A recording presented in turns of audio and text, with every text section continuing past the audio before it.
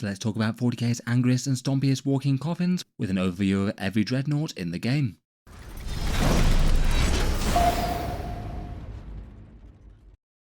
Hello and welcome back to Auspex Tactics, where today we're talking dreadnoughts, and in this video I thought I'd take another look at these stompy armoured walkers, talk through every faction's examples for them, and roughly how I'd rate them for stacking up on the tabletop. I did talk through some of these before on the channel towards the start of 10th edition, though I feel like there's been quite so many changes over the course of it that most of the rules have changed in one way or another now, so it could be fun to revisit.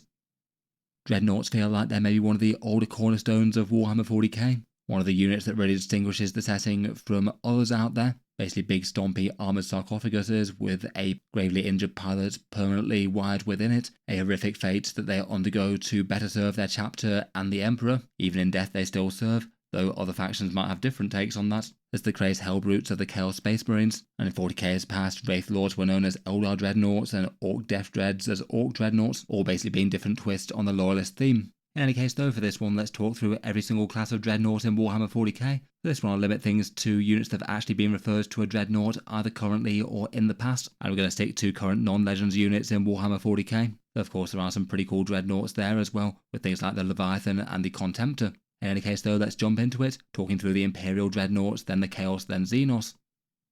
First up, and starting with the standard Space Marines, we've got the regular Loyalist Dreadnought. These guys are 135 points, and are basically the standard issue walking sarcophagus, technically the Castaferum pattern I guess. The older school, more boxy dreadnought that's rather towered over by the Redemptor chassis these days. These guys are 135 points to field in game, and are currently represented by the past Venerable Dreadnought model. They no longer sell the regular basic Dreadnought, and it does mean there's a few war gear options on this one that no longer have miniature parts on current sale. They seem to get removed for the Grey Knight's take on the Dreadnought with their recent codex. Stats wise though, Dreadnoughts seem to all get 2+ armor saves this edition. The smaller Loyalist pattern ones have 8 wounds at toughness 9, the same as the Chaos Helbrutes, and it seems that over the course of the edition, Games Workshop kind of learnt that their movement was a bit on the weedy side if they gave them 6 inches. Later codexes in the edition have boosted numbers for those, but for the regular Loyalist Dreadnoughts they just have 6. It does mean it's a bit slow and cumbersome and hard to get into melee if you want to.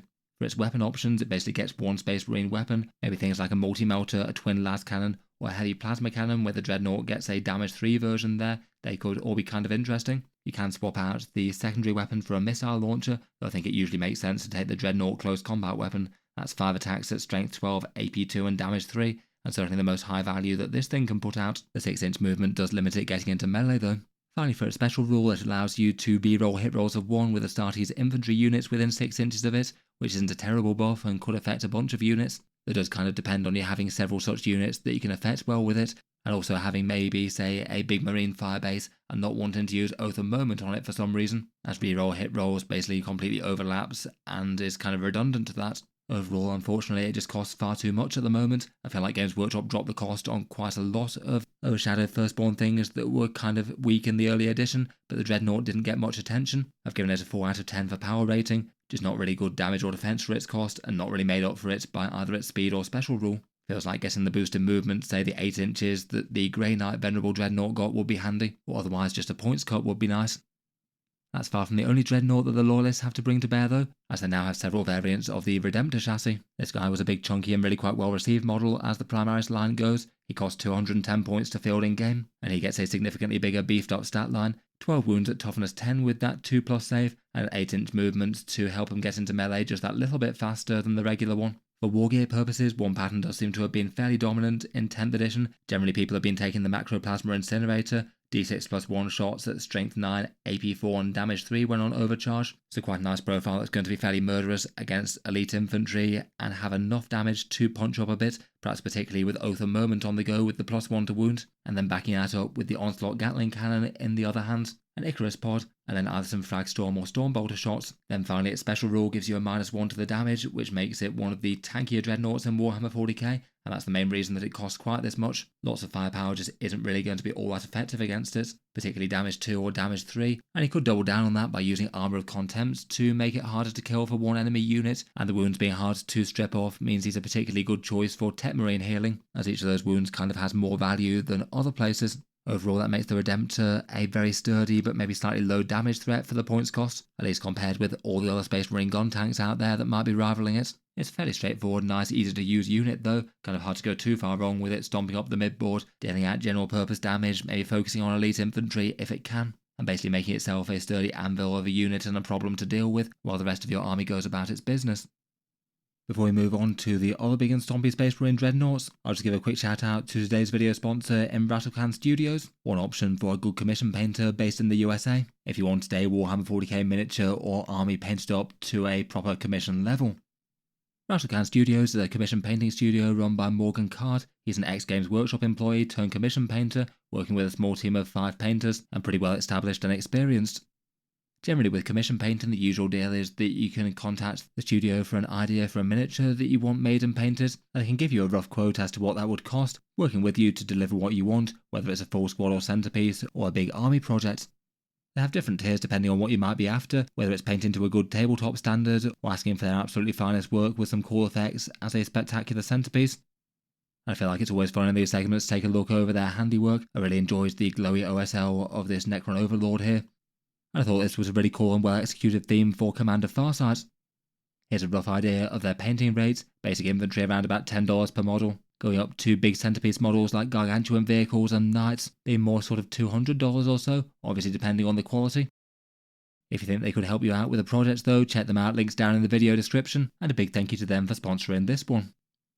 Moving on to the next Redemptor chassis variant Dreadnoughts, and next we have the Brutalis Dreadnought. This one's the combat specs one, 160 points, so a big 50 points cheaper than the Redemptor, getting the same sort of defensive profile, but this one instead having great big talons or fists, backed up by some hole-mounted multi-melters and a heavy stubber. Again, it's at least relatively durable for the points cost, given that it gets a 2+ save, and does cost really quite a lot less than the Redemptor, even if it does lack the -1 damage. The multi-melters means that it has at least some range threat, and then for the fists or talons, they both have a profile at strength 12, AP -2 and damage 3 with twin links. The difference is that the Brutalis talons get a sweep profile with strength 7 and AP 2 damage 1, where the fists get a few more bolt shots with the bolt rifles. In general, I feel like I've seen more people taking the talons just being better for its overall primary purpose. It could just be a bit weirdly underpowered against hordes otherwise. For its special rule, it gets a Brutalis charge and gets really quite a lot of mortal wound impact hits. On 2 or 3 you get D3, on a 4 or 5 you get a big 3, and on a 6 you get a big D3 plus 3 on the targets. That should give it an extra damage punch against particularly tough saves with high toughness values or high armor saves.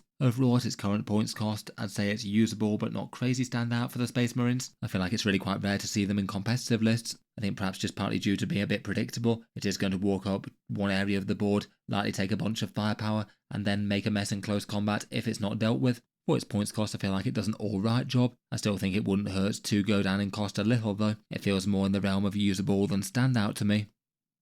Finally, for the Redemptor chassis Dreadnoughts, we've got the Ballistus at 140 points. This one's the relatively newer one that came out in the Leviathan box set. This one having just locked loadout of 2 las cannon shots and 2 missile shots. You can fire the missiles on a frag mode if it makes more sense. It gets quite a good damage buff built in, rerolling hit rolls against units that are not below half strength, so that's going to function the vast majority of the time when it's firing at any target.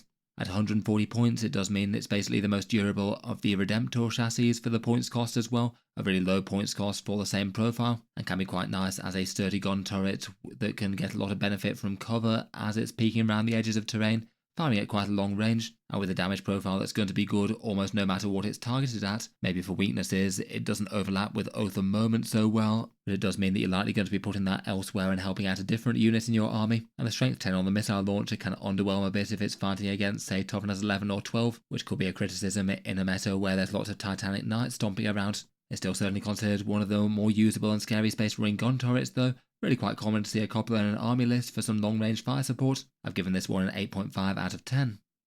Next up, we've got the Space Wolf Venerable Dreadnought. The Space Wolves get 4 different Dreadnought datasheets out of one kit. This one's maybe the more standard one, 155 points for an 8 wound toughness 9 Dreadnought once more. It does move a bit faster than the standard Loyalist one though at least, at a movement of 8 inches. For its unique weapons, it gets a Hellfrost cannon, a fairly punchy strength 10 and damage 5 gun that can be swapped out for a torrent attack up close, or you can field it with Fenrisian Great Axe and Blizzard Shield, and that's quite a nice damage profile. Not quite as much strength, but you get more damage on average with D6 plus 1 on the attacks. It gets a big 6 attacks, and the Blizzard Shield gives it a 4+ invulnerable save.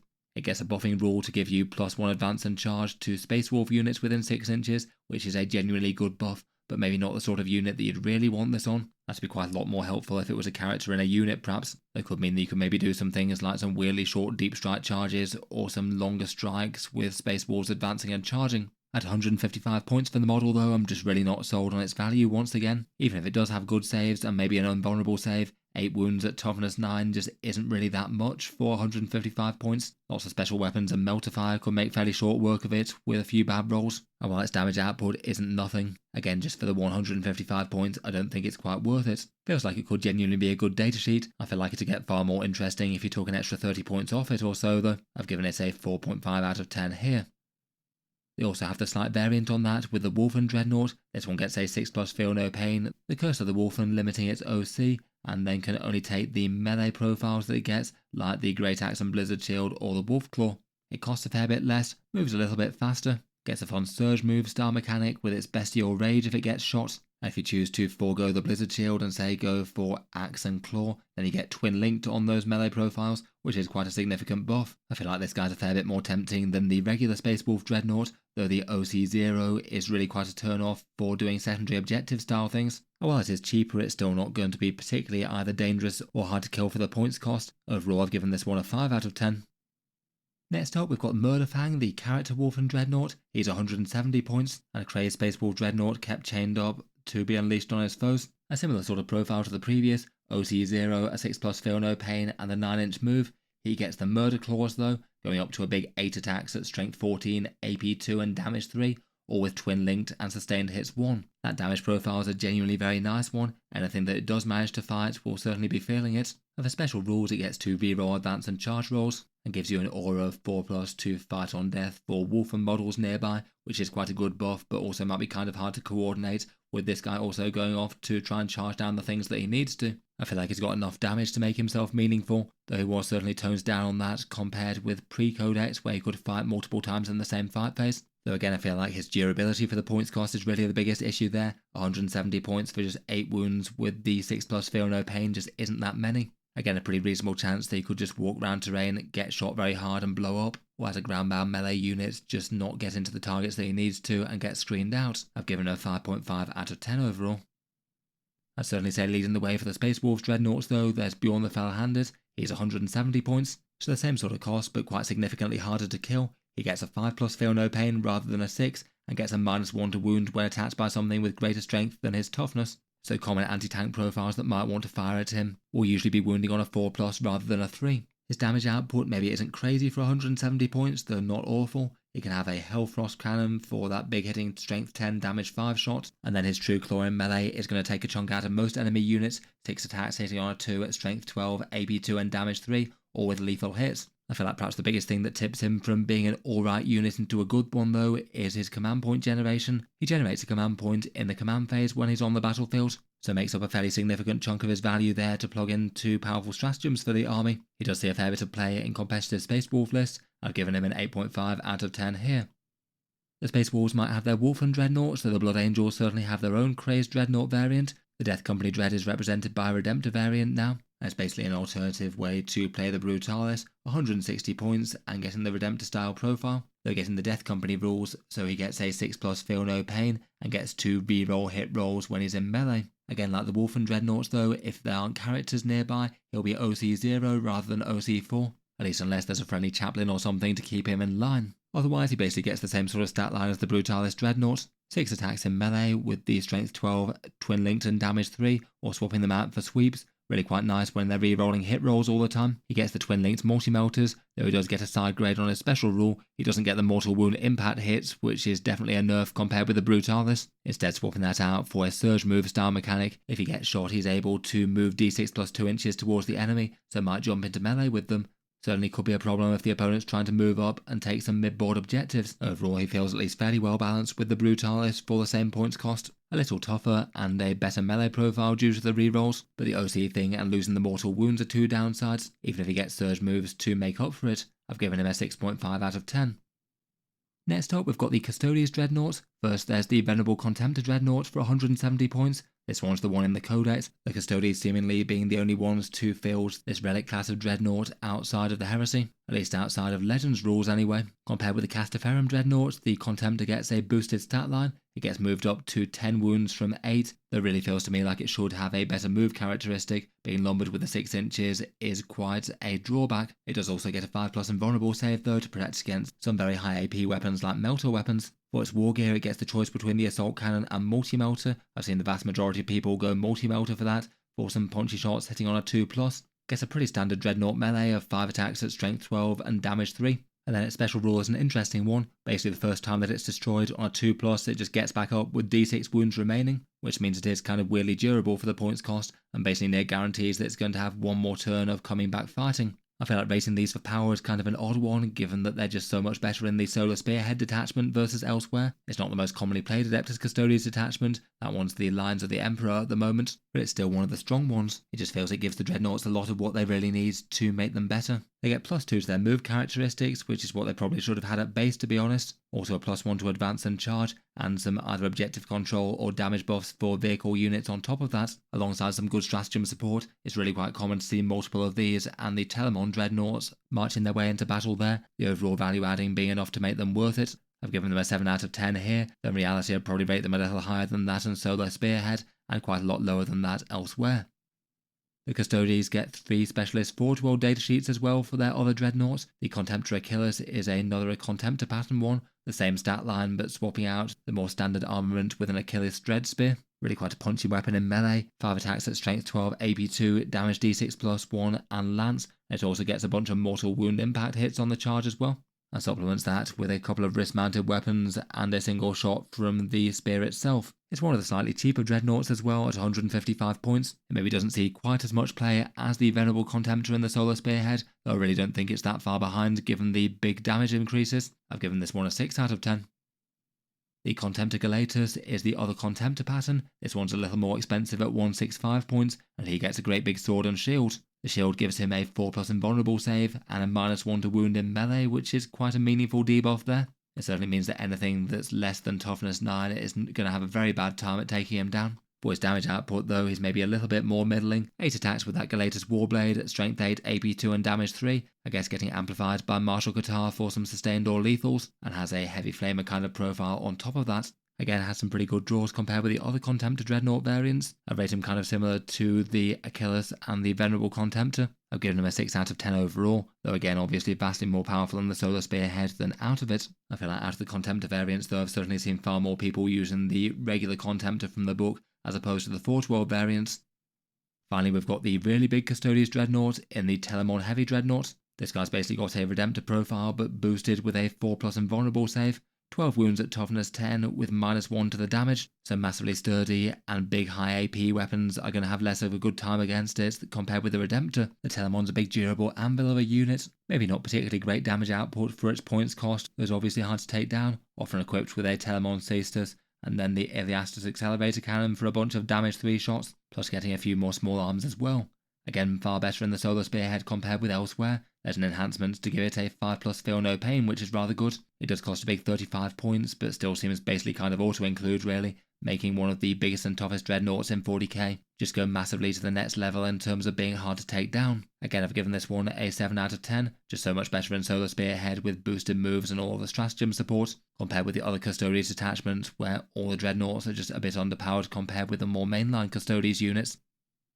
Lastly, for the Loyalists, we've got the Grey Knights Venerable Dreadnought. Games Workshop recently released the Combat Patrol for Grey Knights that has one of these in it, and maybe conspicuously at the same time through a whole bunch of rules keywords and different changes for it. As a result, it does have a few significant upgrades compared with the more regular Loyalist Venerable Dreadnought. It gets a +2 inch movement to 8 inches. Again, the character keyword, so you can give it enhancements weirdly enough. Does seem like it'd struggle to rival the Grandmaster Nemesis Dreadnought datasheet for that purpose though. It's got Deep Strike and Teleport now when it didn't used to. Has the standard sort of Dreadnought threatening weapons with twin las cannons and a Dreadnought close combat weapon, and then has gained an interesting enough buffing rule. Guidance of the Ancients now allows it to shoot a unit and then make the rest of the Grey Knight army +1 to hit against that target. It certainly feels like they've tried a bunch of different ways to make this far more interesting, as it was just very overcosted for what it brought to the table prior to the codex drop. Despite that though, I still feel that 140 points is too much for this guy. Again, just the damage and defense are very weedy for that points cost compared with other things that you could get, particularly if it's trying to rival the Dreadknights in some way. It feels like the teleport shenanigans and the character keyword thing only serve to kind of make it rival them on the same sort of level, as they can get those advantages anyway. But otherwise, for comparing his damage, defense and speed, it just doesn't really stack up quite so well. I've given him a 6 out of 10 overall for power. Moving on to the Dreadnoughts of Chaos, and for the standard Chaos Space Marines we've got the Helbrute. He's 130 points, and again gets a similar sort of profile, 8 wounds at toughness 9, and it now has the lowest movement of any of the Chaos Space Marine Helbrutes after the deity ones got updates. He only moves 6 inches. The Chaos Dreadnoughts get a fairly dizzying array of weapon choices. Again, maybe like the other equivalent Loyalist Dreadnoughts, it's able to chip in with ranged things, and he could even make it a dual range weapon with a missile launcher too. Though just for the potential, if it ever does get into melee, having the fist or hammer available for that occasion seems like a sensible choice. The thing that makes the Helbrute into a genuinely interesting datasheet though is its special rule, which is quite a powerful one, called Dark Ascension. It basically buffs the Dark Pacts of Heretic Astartes units nearby. When they make Dark Pacts within 6 inches of the model, they gain both the sustained hits and the lethal hits ability as opposed to just one, and that could be doubly impactful for the Pact-Bound Zealots detachment, where you're getting those effects trigger on a 5+ as well. It means that every 5+ that you got with, say, a Vindicator or Predator's ranged attacks could be both getting a sustained hit and a lethal hit if you roll on a 5+. You could even combo it with Abaddon the Despoiler as well, and he could allow you to reroll everything that isn't a 5, though you are stacking the damage buff combo really quite high there. Overall, I feel like that's enough to make up for a slightly underwhelming damage and defensive profile. Certainly not in every Chaos Space Marine army list, but good enough if you've got some scary ranged damage dealers to support. Next up, we have the Death Guard Helbrute, a similar sort of stat line but +1 movement, an all very Nurgle stat of 7, and it gets a similar sort of damage profile, the main change being that the majority of its weapons get lethal hits, and it gets a personal +1 to wound against afflicted units, both at range and in melee. The 115 points it costs makes it the second cheapest Dreadnought for 40k, and in terms of raw stats it seems okay. Its melee damage will also be amped up by the contagions of Nurgle as well, potentially for a -1 toughness and an extra pip of AP against its targets effectively. Overall, for a Helbrute that gets by on a fairly pure damage and defensive style basis, it feels like it does a fair bit better than some of the ones that share its stat line. I've given it a 6 out of 10 here. Doesn't really feel like it's very optimal for Death Guard at the moment, though they do have a lot of really good competition with things like their unique demon engines, particularly their bloat drones and blight haulers for a similar-ish points cost. Next up, we've got the fairly terrifying World Eater's Helbrute. This one's just 5 points more than the Death Guard version, but it's perhaps a bit next level in terms of damage output. For variants compared with the standard Chaos Marine version, it gets Blessings of Khorne as opposed to Contagions or the Dark Pacts. So that means that you could be getting some melee damage buffs. It moves slightly faster as well with a 9-inch move there. I'll often be seen fielded with 2 melee weapons for +2 to the attacks, so potentially 8 attacks with those fists or maybe a hammer, going up to 9 on the charge in the Berserker Warbands. The terrifying thing about the World Eater's Helbrute is its Frenzy special rule, which it managed to keep surprisingly intact into the Codex. When the opponent shoots it in their shooting phase or attacks it in the fight phase, the Helbrute immediately gets to attack back, so potentially firing out a bunch of heavy flamer shots that could cause some chip damage in the shooting phase, but far more impactfully hitting things extra hard in the fight phase, again just slamming in an extra 8 attacks at strength 12, AP 2 and damage 3, and it means that if this can ever get into melee with things that can't really hurt it too much, it's going to get massive amounts of extra damage. If you charge something, then it gets to attack, then the opponent hits you back, then it gets to attack again. Overall, it can be enormously powerfully destructive if it can get into the midst of the enemy army. The biggest question is whether or not it's going to get gunned down before it, with, as mentioned, a slightly mid-defensive profile on these. With a 9-inch move, it at least has a little bit better a chance to compare with some though, and it could use rapid ingress as another strategy. Overall, definitely a scary unit. Certainly makes some appearances in top-tier World Eaters lists. I've given it an 8.5 out of 10. Finally for the Chaos, we've got the cheapest Helbrute in the Thousand Suns one. This one gets the same sort of stats as the regular one from Core Codex Chaos Marines. The biggest difference is being some of the solid shot weapons getting an extra pip of AP like its twin autocannons, which could make that a little bit more tempting. And the Thousand Suns do have some fairly easy access to ranged damage buffing spells, improving AP or re-rolling hit rolls. Unfortunately, its datasheet special rule is a fairly bad one though, handing out a battle shock test, and it just feels like it gains a bit less than the other 3 mentioned in terms of the faction specific special rules. It does get a 5+ invulnerable save I suppose, though again it's going to be kind of rare to trigger that without things like melter weapons hitting it out of cover. and outside of the Warpforged Cabal it just seems enormously weak. At least that one gives it some good rerolls that its melee or las cannons might appreciate. Overall though, even at a super cheap points cost, it feels unlikely to get a look in. Predator Annihilators might be more tempting in Warpforged, and the Mutalith Vortex Beast often gets used for the sort of role that this thing might. Finally, moving on to the Xenos Dreadnoughts, and we've got the Eldari Wraithlord. Rather than having the pilot physically interred with inside it, it's instead animated with the spirit of a great fallen warrior, returns to serve the craft world once more. The Wraithlord's 140 points, and has a fairly similar profile to some of the Dreadnoughts talked about before. 10 wounds at toughness 10 with a 2+ save and an 8-inch move. It's at least fairly slow, stompy and tough, and then for its damage profile it can take 2 Eldari heavy weapons, often 2 bright lances, plus a ghost glaive to give it some fairly solid melee at strength 10, AP 3 and damage d6 +1. Ideally it wants to be within 12 inches of a psyker, as then it gets +1 to hit. It only hits on a fairly inefficient 4+ otherwise, so you'd want that. And it also has a Fated Hero special rule that could amp up its damage output, re-rolling ones to hit and wound against one nominated keyword at the start of the game, which could be infantry, mounted, monster or vehicle. Ideally it might often want to target heavy stuff with that if it is packing a pair of punchy bright lances. They're serious guns with strength 12 and damage d6 +2. Overall with all that, I'd rate the Wraithlords as solidly usable for the Eldari. Maybe not too unexpected to see somewhere between 1 and 3 of them providing a bit of heavy support for the craft worlds. They do feel like a fairly efficient choice, though at the same time the majority of competitive lists that I've seen for the Eldari recently haven't been using them, generally tending to focus on sneaky aspect warriors, things that can jump out and deal big damage to the enemy, though aren't really trying to tank damage. I still rate it as a strong datasheet despite that though. We'll get some good buffs from other datasheets in the army or some of the detachments, including battle focus. I've given it a 7.5 out of 10. Finally for the Orcs, we've got the Deff Dread. I thought I'd give a shout out to the Killer Cans as well, basically being a similar thing but for Gretchen. Orc Dreadnoughts are a bit different to the rest, with the pilots often being volunteers, thinking it might be a shortcut to power to be interred within a great big armoured metal body. And they get a fairly similar profile to the Castaferum Dreadnoughts and the Chaos Helbrutes, 8 wounds at toughness 9 with a 2+ save and an 8-inch movement. The Orc Dreadnoughts basically get 4 different hard points, each of which can pack one of the ranged weapons or a Dreadclaw. It makes sense to have at least one Dreadclaw as that gives you a punchy melee attack, 4 attacks at strength 12, AP -2 and damage 3, though if you want to focus entirely on melee, each extra claw that you get adds an extra attack to that, so they could be 7 attacks base or maybe 8 in the war. Otherwise, the most tempting profiles on their shooting weapons are either the custom Mega Blaster or the Rocket Launcher. I'll probably be a bit more tempted by the Rocket Launcher just due to the custom Mega Blasters likely trying to kill the thing quite quickly due to hazardous rolls. At least if you have multiple of those, then it's probably going to be blasting itself apart quite quickly. The range profiles could maybe be interesting enough in Dread Mob, where you can get some big buffs like sustained hits or lethal hits. Though I'd probably be more tempted by the melee loadout personally. Overall though, the Deff Dread has felt rather overcosted for basically the entirety of 10th edition. I'm not sure why Games Workshop haven't dropped its points cost at some point. I kind of wonder whether or not there might be an updated model coming for 11th edition maybe. It is kind of telling that it very rarely ever gets play even in Dread Mob, the detachment that gives it really quite big significant damage boosts, and is massively more underwhelming outside of that. I've given it a 4 out of 10 here, though I'd rate it better than that in Dread Mob.